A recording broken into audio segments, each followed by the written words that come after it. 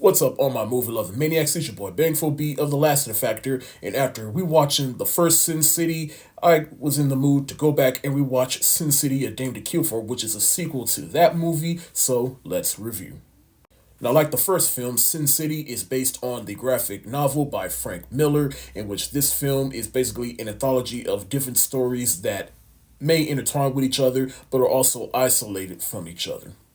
This movie also serves as both a prequel and a sequel to that first film. One of the stories takes place before the events of the first film, and the others take place after the events of the first film. And I'll get into all of those stories in a little bit. Now, Sin City: A Dame to Kill For came out in 2014. It came out a little over 10 years ago.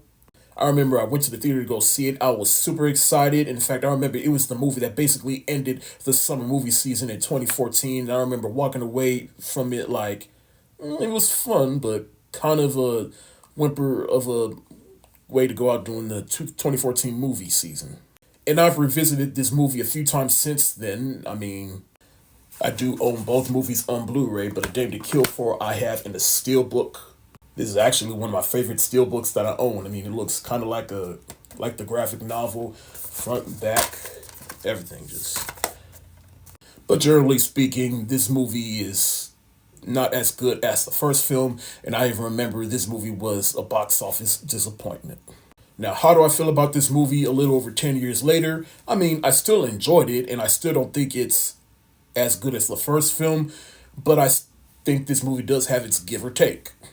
Like, this movie is still visually appealing like the first film, and given how this movie came out 10 years, almost 10 years after the first film, they did improve on some of the things in this film as far as technology and some of the shots, though I do think that there's, as much as the first film was more reliant on green screen, it's more obvious in this movie.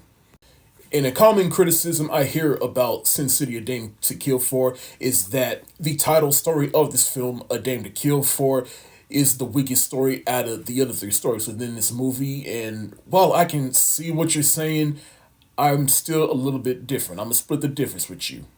Now, just like the first film, this movie covers four stories that was told out of order and told in different parts. Like, this movie does open up with Just Another Saturday, which is another story from Marv, and is also takes place before the events of his story, because we all know what happened to Marv in his story in the first film. But Mickey Rourke does return as Marv in Sin City: A Dame to Kill For, and he definitely did not miss a beat within this movie, though he is just slightly more funnier. But his story, basically, he gets hit by a car and he basically lost his memory and try to remember how he even got to that point, but it ultimately goes nowhere. I mean, I'm sure there's an underlying theme within that story, but for me, I thought it was also the weakest story within this movie. I thought that was the weakest part, at least for me. Then there's The Long Bad Night, which is the one story that is told in two separate parts, in which we follow Joseph Gordon-Levitt's character, in which he's just good at scheming and gambling people. He tries to win a card game against Senator Wark within this movie, and spoiler alert, it turns out that he is the illegitimate son of Wark, and he's trying to win his approval, but in the end, he doesn't try to win his approval. He's just trying to prove that he can beat Wark at his own game. And side note, I do like how Wark, played once again by the late Powers Booth, is basically the big bad of this movie. Like, he basically has the evil presence throughout most of the stories within this film, until he eventually gets his comeuppance within the final story. Now, Julia Garner, who I just saw in Wolfman, and who what I mostly remember her for is playing Ruth in Ozark, was in this movie. She was basically the good luck charm to Joseph Gordon-Levitt's character in this movie, and I honestly did not know that was her in this movie 10 years ago. And she's the one with the most color, because she's blonde, and so they basically highlight her blonde hair in this movie. But shout out to her. Hey, humble beginnings. Now, like I said, the first story was Just Another Saturday, which is Marv, and then the next story was The Long Bad Night, which was told in two parts. But then that's when we get to the title story, which this movie is showcasing, which is A Dame to Kill For, in which we get a returning character, Dwight, who in this movie is played by Josh Brolin. And this movie, well, this story, it does take place before the events of the big fat kill in the first movie. Now, at first I was like, why did they recast and he doesn't look anything like Clive Revel? but there is a story-based reason for that, which I thought was pretty clever. In fact, they was trying to bring Clive Revel back at the end of the story because basically Dwight, he goes through a surgical change within his face, but Clive Revel, for whatever reason, couldn't return, so they just put some prosthetics on Josh Brolin to have all the pointy features that Clive Revel has in the first movie.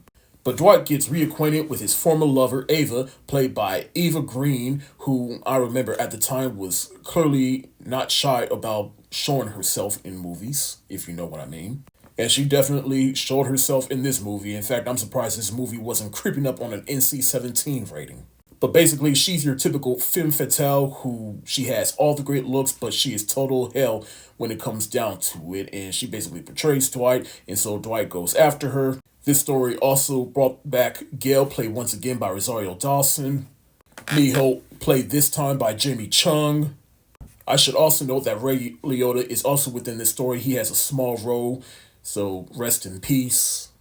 Everybody says the A Dame to Kill For segment within this movie was the weakest part because it kind of went on for too long and it drags and it kind of takes up much of the runtime, to which I'm like, I mean, I hear you, but at the same time, duh, this is the main storyline that they're showcasing within this movie. All the other three was basically just there to fill up the movie and also keep you entertained until we got to this point and also pay off some things.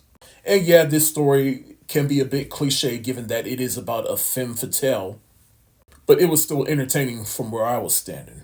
Last note before I get into the final story, which kind of make or broke this movie for me and also make or break the movie for you, is that Lady Gaga also had a small role in this, in which I totally forgot that she was in this movie, but I do remember she had a role in Machete Kills, which came out almost a year apart from these two movies and both directed by Robert Rodriguez. But the final story within this movie is Nancy's Last Dance, from what I understand, which didn't originate from the original graphic novel. They totally made the story up, but it's basically a follow-up to That Yellow Bastard, in which we follow Nancy. She is dealing with her trauma and having PTSD over the events of that movie and kind of going through some survival skill because Hardigan, he unalived himself in the first movie, and so she's trying to deal with going on life without him, and she wants revenge against Rourke. She even begins to self-harm herself. She changes her hair, and she is out for revenge. She enlists the help with her friend Marv. I'm sorry, one more note. I also forgot that Alexa Penavega, or Vega as I remember her, is also in this movie, in which this wasn't the first time she worked with Robert Rodriguez. She played Carmen Cortez in Spy Kids. And in this movie, she plays a stripper. Now, I'm not telling you how you should feel, but knowing that she worked with Robert Rodriguez in Spy Kids when she was still a child, and then she's in this movie with him where she plays a stripper, not sure how I should sit with that. But back to Nancy. Anyway, she breaks into Rourke's house. She basically gets the drop on Rourke. She's about to kill him. And when we hear the gunshot, the movie cuts to black. And then the credits and the movie just ends like that. I'm sorry, I keep looking over my notes. I'm like, oh yeah, I forgot to talk about that because I want to make sure I cover every notable thing in this movie. But Dennis Haysbert, who you remember as the Allstate guy, Are You in Good Hands? He reprises the role of Minute, who was played by the late Michael Clark Duncan in this movie. And at this point, Michael Clark Duncan, he had passed on, so Dennis Haysbert was brought in to play this character. And to his credit, he did an excellent job. Overall, Sin City, A Dame to Kill For was definitely a mixed bag, but it still maintains the spirit of the first film. It's still visually appealing to look at. There may be an even more noticeable reliance on green screen within this movie, but at least from where I'm standing, it's still a fun movie to watch. And to me, A Dame to Kill For, that story arc, it was not the weakest part to me. It was Marv's story, and to a certain extent, The Long Bad Night. To me, those were the weakest stories, and even Nancy's Last Dance, I liked it at times because I do think it did kind of give Jessica Alba a chance to flex her acting chops a little bit because it was a complete 180 from her character in the first movie. I'm just not totally sold on how that story ended. In the end, I'm going to give Sin City, A Dame to Kill For the thumbs up emoji.